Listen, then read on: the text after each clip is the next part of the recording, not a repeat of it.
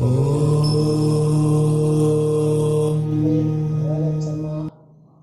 Number 2 acid base અને ક્ષાર જોયું. હવે આપણે પર્યાવરણનું ચેપ્ટર શરૂ કરીએ છીએ. ચેપ્ટર નંબર 15 આપણું પર્યાવરણ. એટલે ચેપ્ટર નંબર 15 આપણું પર્યાવરણ હેડિંગ છે. એમાં પહેલો શબ્દ જે છે પર્યાવરણ. સૌથી પહેલા પર્યાવરણ એટલે શું એ આપણે સમજીશું. તો પર્યાવરણની જ્યારે આપણે સંધિ છૂટી પાડીએ એટલે પરી પ્લસ આવરણ. પર્યાવરણની સંધિ છૂટી પાડીએ એટલે પરી પ્લસ આવરણ. પરી એટલે ચારે બાજુ અને આવરણ એટલે ઢાંકણ. પરીનો અર્થ થાય ચારે બાજુ અને આવરણ એટલે ઢાંકણ. એટલે આપણી આસપાસનું ચારે બાજુનું જે ઢાંકણ છે, જેના વડે ઢંકાયેલું છે, એ બધું જ પર્યાવરણ. આ પર્યાવરણ શેનું બનેલું છે? તો પર્યાવરણ વાતાવરણ, હવા, વરસાદ, જમીન જેવા વગેરે ઘટકોનું બનેલું છે. એ પર્યાવરણમાં આ બધાનો સમાવેશ થાય છે. હવે આપણે જે પર્યાવરણની વ્યાખ્યા ભણ્યા, તો એ પર્યાવરણનો મુખ્ય પાયો જે છે એ નિષણ તંત્ર છે. એટલે કે પર્યાવરણનો પાયાનો એકમ જે છે એ નિષણ તંત્ર છે. હવે આપણે એ ભણીશું કે નિષણ તંત્ર એટલે શું. તો જૈવિક ઘટકો અને અજૈવિક ઘટકો એ બંને જ્યારે ભેગા થાય અને જે નવું તંત્ર બને એને કહેવામાં આવે છે નિષણ તંત્ર. હવે સમજાઈ ગયું છે કે નિષણ તંત્ર એટલે શું. એટલે નિષણ તંત્રની ફરીથી વ્યાખ્યા જોઈએ કે કોઈ એક વિસ્તારના જૈવિક ઘટકો અને અજૈવિક ઘટકોથી બનેલા સંયુક્ત તંત્રને નિષણ તંત્ર કહે છે. એટલે તમારે એટલું યાદ રાખવાનું કે નિષણ તંત્ર એ જૈવિક ઘટકો અને અજૈવિક ઘટકોથી બને છે. હવે આપણને પ્રશ્ન ઉભો થાય કે જૈવિક ઘટકો એટલે શું અને અજૈવિક ઘટકો એટલે શું. તો જોઈએ આપણે કે આ જે નિષણ તંત્ર છે એના બે ઘટકો છે, એ જૈવિક ઘટકો અને અજૈવિક ઘટકો. તો એમાં પહેલું છે જૈવિક ઘટકો.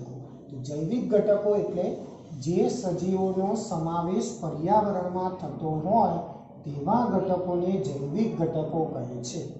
એટલે જે સજીવ હોય અને એનો સમાવેશ પર્યાવરણમાં થતો હોય તો એને જૈવિક ઘટકો કહીએ. આપણે જાણીએ છીએ કે જૈવિક ઘટકો કયા કયા, કે જે સજીવ હોય જૈવિક ઘટકોમાં સમાવેશ થાય વનસ્પતિ, પ્રાણીઓ અને મનુષ્ય. આ ત્રણે ત્રણ જે જૈવિક ઘટકો કહેવાય, કારણ કે તે સજીવ છે અને એનો સમાવેશ પણ પર્યાવરણમાં થાય છે. હવે જોઈએ બીજી વ્યાખ્યા અજૈવિક ઘટક. તો અજૈવિક ઘટક કોને કહેવાય? કે જે સજીવ નથી પરંતુ તેનો સમાવેશ પર્યાવરણમાં થતો હોય એવા ઘટકોને અજૈવિક ઘટકો કહે છે. એટલે આપણને સમજાયું હશે કે જે ઘટકો સજીવ નથી પણ એનો સમાવેશ પર્યાવરણમાં થાય છે, તો એવા કયા ઘટકો? તો એ ઘટકો એટલે ઘાસ, વૃક્ષ, પવન, વરસાદ, સૂર્યપ્રકાશ. આ બધા જે ઘટકો છે એ સજીવ નથી પણ એનો સમાવેશ જે છે એ પર્યાવરણમાં થાય છે. તો એવા બધા જ ઘટકોને અજૈવિક ઘટકો કહેવાય.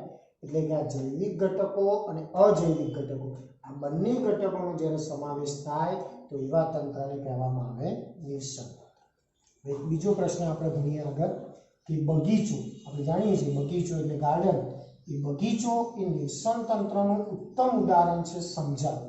તો બગીચાને નિષણ તંત્ર કેમ કહેવામાં આવે, અથવા તો બગીચો નિષણ તંત્રનું ઉદાહરણ કેમ છે, એ કેવી રીતે કહી શકાય એ સમજાવવાનું.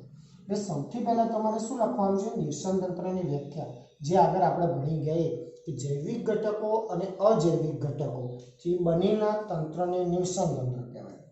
એટલે આનો અર્થ એવો થયો કે બગીચામાં જૈવિક ઘટકો અને અજૈવિક ઘટકો બંને ઘટકો હોવા જોઈએ તો જ એને નિષણ તંત્ર કહી શકાય. હવે જોઈએ કે બગીચામાં જૈવિક ઘટકોની વ્યાખ્યા આપણે ભણી ગયા હતા કે જે સજીવ હોય અને જેનો સમાવેશ પર્યાવરણમાં થતો હોય એને જૈવિક ઘટકો કહેવાય. તો એવા ઘટકો કયા? મનુષ્ય, વનસ્પતિ અને પ્રાણીઓ. તો આ ત્રણે ત્રણ ઘટકો જે છે એનો સમાવેશ બગીચામાં થાય છે.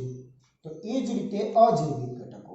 કે અજૈવિક ઘટકો આપણે જાણીએ છીએ કે અજૈવિક ઘટકો કે જે સજીવ નથી પરંતુ પર્યાવરણમાં સમાવેશ થાય એવા સજીવો એટલે જમીન, હવા, સૂર્યપ્રકાશ વગેરે અજૈવિક ઘટકો છે. અને આપણે જોયું કે જૈવિક ઘટકો મનુષ્ય, વનસ્પતિ અને પ્રાણીઓ. તો એવા કયા ઘટકો બગીચામાં હોય છે? તો ઘાસ, વૃક્ષો, ગુલાબ, મોગરો, પક્ષીઓ, સસલા, કીટકો, ખિસકોલી આ બધું બગીચામાં હોય છે. એટલે જૈવિક ઘટકો પણ બગીચામાં હોય છે અને અજૈવિક ઘટકો પણ બગીચામાં હોય છે. એટલે આ બંને ઘટકોથી બનેલા તંત્રને નિવસન તંત્ર કહેવાય. માટે બગીચો એ નિવસન તંત્રનું ઉદાહરણ છે. આ પ્રમાણે આપણે સૌથી પહેલા પર્યાવરણની વ્યાખ્યા ભણ્યા, નિવસન તંત્ર ભણ્યા, જૈવિક ઘટક ભણ્યા, અજૈવિક ઘટક ભણ્યા અને બગીચા વિશેનો પ્રશ્ન ભણ્યો. હવે આપણે આગળ કચરા વિશે ભણીશું. આપણે જોઈ ગયા કે નિવસન તંત્ર એટલે શું, પર્યાવરણ એટલે શું, જૈવિક ઘટકો એટલે શું અને અજૈવિક ઘટકો એટલે શું. હવે આપણે જે છે એ પર્યાવરણને માનવ પ્રવૃત્તિથી નુકસાન થાય છે. એટલે આનો અર્થ એવો થાય કે પર્યાવરણને નુકસાન કરનાર જે ઘટકો છે એમાં મુખ્યત્વે કોણ છે તો માનવ પ્રવૃત્તિથી પર્યાવરણને નુકસાન થાય છે. અને એ માનવ પ્રવૃત્તિથી નુકસાન કરતું પરિબળ એટલે કચરો. એટલે કે માનવ દ્વારા પર્યાવરણને જે નુકસાન થાય છે એ નુકસાનનું પરિબળ એટલે કચરો. હવે આપણે જોઈએ કે કચરો કોને કહેવામાં આવે છે. કચરો એટલે શું તો કચરો એટલે જે અનિચ્છનીય હોય, ગમતું ન હોય, અયોગ્ય હોય એટલે કે યોગ્ય ન હોય અને ઉપયોગમાં ન લેવાતા હોય અને તે પણ પર્યાવરણને નુકસાન કરતા હોય એવા ઘટકોને કચરો કહે છે. ફરીથી એકવાર જોઈએ કે અનિચ્છનીય હોય, અયોગ્ય હોય, ઉપયોગમાં ન લેવાતા હોય અને પર્યાવરણને નુકસાન કરતા હોય એવા બધા જ ઘટકોને કચરો કહે છે. કચરાની વ્યવહારિક દ્રષ્ટિએ આપણે જોઈએ તો એના મુખ્ય બે પ્રકાર છે. એક કચરો એટલે ભીનો કચરો અને બીજો કચરો એટલે સૂકો કચરો. આ એના વ્યવહારિક બે પ્રકાર છે, ભીનો કચરો અને સૂકો કચરો. પરંતુ કચરાના વિઘટનને આધારે એટલે વિઘટિત કરવામાં આવે છે એ વિઘટનને આધારે કચરાના મુખ્ય બે પ્રકાર છે. એક જૈવ વિઘટનીય કચરો અને બીજો જૈવ અવિઘટનીય કચરો. ફરીથી જોઈએ, કચરાના વિઘટનને આધારે મુખ્ય બે પ્રકાર છે. એક જૈવ વિઘટનીય કચરો અને જૈવ અવિઘટનીય. આપણે કચરાના વિઘટનને આધારે બે પ્રકાર, જૈવ વિઘટનીય અને જૈવ અવિઘટનીય.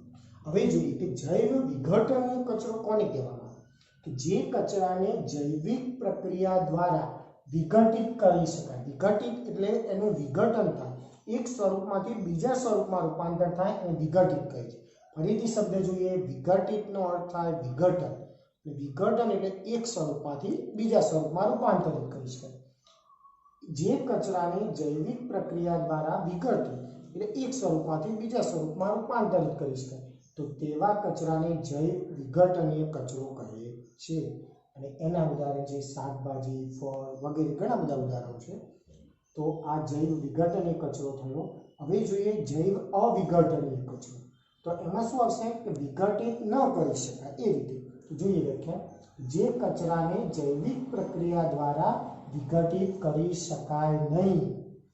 એટલે કે ફરી જોઈએ કે જે કચરાને જૈવિક પ્રક્રિયા દ્વારા વિઘટિત કરી શકાય નહીં એટલે રૂપાંતરિત ન કરી શકાય તો તેવા કચરાને જૈવ અવિઘટનીય કચરો કહે છે. અને એના ઉદાહરણ છે કાચ, પ્લાસ્ટિક, પોલિથીન વગેરે. આ ત્રણ ઉદાહરણ જે આપણે લખીશું.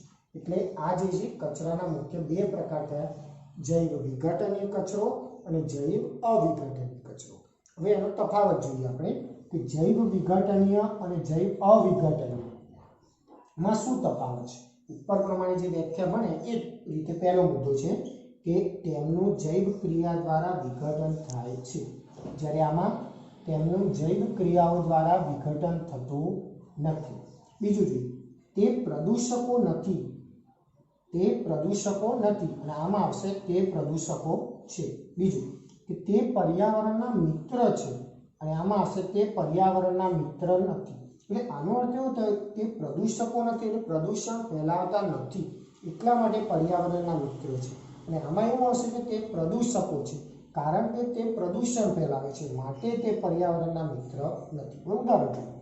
ઉદાહરણ આપણે જોઈ ગયા એ પ્રમાણે ફળ આવશે, રૂ આવશે, કાગળ આવશે, ઊન આવશે. આ બધા જૈવ વિઘટનીય ઉદાહરણ છે.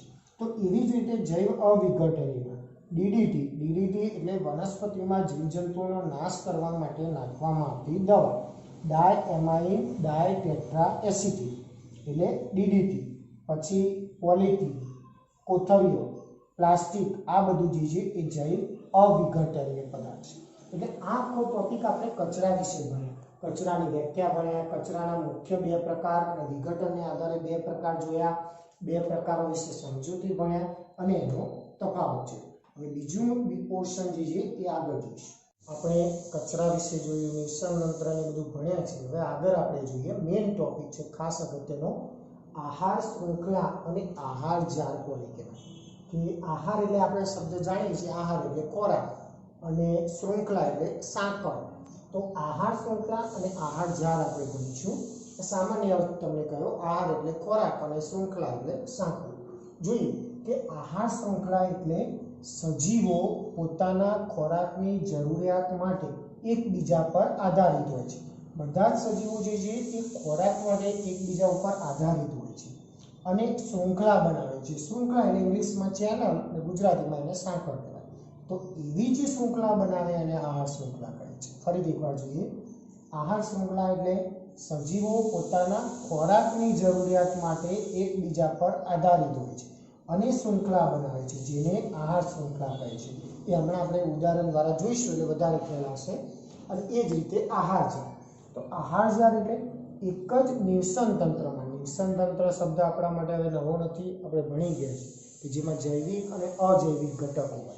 એટલે એક જ નિર્સરણ તંત્રમાં જુદી જુદી આહાર શૃંખલા, એટલે કે ઘણી બધી આહાર શૃંખલા ભેગી થાય કુદરતી સ્થિતિમાં અને એકબીજા સાથે સંકળાય, તો એવી જાળને આહાર જાળ કહે છે. ફરીથી તો નિર્સરણ તંત્ર એક જ હોવું જોઈએ, એટલે કે બગીચો નિર્સરણ તંત્ર હોઈ શકે, માછલી ઘર નિર્સરણ તંત્ર હોવી જોઈએ, એવી રીતે એક જ નિર્સરણ તંત્રમાં પણ જુદી જુદી આહાર શૃંખલા, એટલે આહાર શૃંખલા જુદી જુદી હોય અને એવી કુદરતી સ્થિતિમાં એકબીજા સાથે સંકળાઈને જે જાળ બનાવે એને આહાર જાળ કહે છે. એટલે આ આપણે આહાર શૃંખલા જોયું અને આ જે છે એ આહાર જાળ જોયું. હવે જોઈએ આહાર શૃંખલામાં સજીવો કેવી રીતે ખોરાક પર આધારિત હોય છે. તો અહીંયા આપણે દોરેલું છે એ જોઈએ કે સૌથી પહેલા નીચેના સ્ટેજમાં ઉત્પાદકો આવે. એટલે ઉત્પાદકોની અંદર લીલી વનસ્પતિનો સમાવેશ થાય છે. એટલે કે લીલી વનસ્પતિ જે છે એ સૂર્યપ્રકાશની હાજરીમાં ઉત્પન્ન થાય છે, એટલે એને ઉત્પાદક કહે છે. બીજું હવે આવશે પ્રાથમિક ઉપભોગી. એટલે આ જે ઉત્પાદકો છે એનો ઉપયોગ કોણ કરે છે, તો પ્રાથમિક ઉપભોગી. એટલે પ્રાથમિક ઉપભોગીઓનું ઉદાહરણ આપ્યું છે ઉંદર, કે ખેતરમાં જે લીલી વનસ્પતિ ઉગી હોય એનો ખોરાક તરીકે ઉપયોગ કોણ કરે છે, તો ઉંદર. આ પ્રાથમિક ઉપભોગી. એના પછી આવે છે દ્વિતીય ઉપભોગીઓ. તો એનો અર્થ એવો થાય કે આ દ્વિતીય ઉપભોગીઓ ખોરાક તરીકે ઉપયોગ કોનો કરે છે, તો પ્રાથમિક ઉપભોગીઓ. અને એ જ રીતે દ્વિતીય ઉપભોગીઓનું ઉદાહરણ છે સાપ. એટલે કે સાપ શું ખાય છે ખોરાક તરીકે, તો ઉંદરનો ઉપયોગ કરે છે. તો એવી રીતે દ્વિતીય ઉપભોગીઓ, તો દ્વિતીય ઉપભોગીઓનો ખોરાક તરીકે ઉપયોગ કોણ કરે છે, તૃતીય ઉપભોગીઓ. તૃતીય ઉપભોગીઓ જે છે એ દ્વિતીય ઉપભોગીઓનો ખોરાક તરીકે ઉપયોગ કરે છે. એટલે કે તૃતીય ઉપભોગીઓની અંદર સમાવેશ કોણ થાય છે, સમડીનો. એટલે કે સમડી જે છે ખોરાક તરીકે સાપનો ઉપયોગ કરે છે. પણ લીલી વનસ્પતિ ખોરાક તરીકે કોઈનો ઉપયોગ કરતી નથી, માટે એને શું કહેવામાં આવે છે, ઉત્પાદકો. અને બાકીના બધા જે છે શું છે, ઉપભોગીઓ.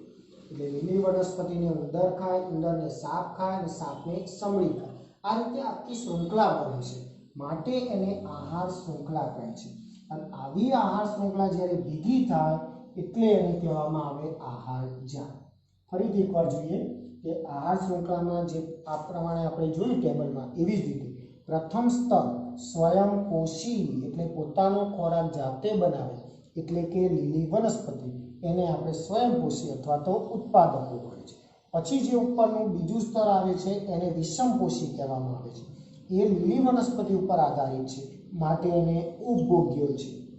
તૃતીય સ્તર, ત્રીજું એના ઉપરનો સ્તર આવે છે એને દ્વિતીય ઉપભોગ્યો કહે છે, કારણ કે પ્રથમ ઉપભોગ્યો અને એના પછી આવશે દ્વિતીય ઉપભોગ્યો. અને કેવા હોય છે, માંસાહારી. અને કેવા, પ્રથમ કક્ષકના માંસાહારી હોય છે.